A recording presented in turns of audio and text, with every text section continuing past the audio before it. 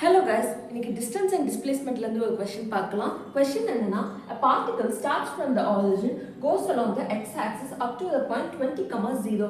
Particle origin ல இருந்து start ஆகி x-axis ல 20,0 ன்ற பாயிண்ட்க்கு ரீச் ஆகுது. origin நம்ம O ன்னு எடுத்துக்கலாம், 20,0 ன்ற பாயிண்ட் நம்ம A ன்னு எடுத்துக்கலாம். And then written along the same line to the point minus 20,0. Same line ல minus 20,0 ன்ற பாயிண்ட்க்கு ரிட்டர்ன் ஆகுது. So minus 20,0 ன்ற பாயிண்ட்டை நம்ம B ன்னு எடுத்துக்கலாம். இதுக்கு நம்ம டிஸ்பிளேஸ்மென்ட் கண்டுபிடிக்க போறோம். டிஸ்பிளேஸ்மென்ட் வந்து வெக்டர் குவாண்டிட்டின்றதுனால நம்ம எல்லாத்தையும் வெக்டர்ல எழுதலாம். முதல்ல I ஆக்சிஸ்ல நம்ம I கேப்னு போட்டுக்க போறோம். So OA vector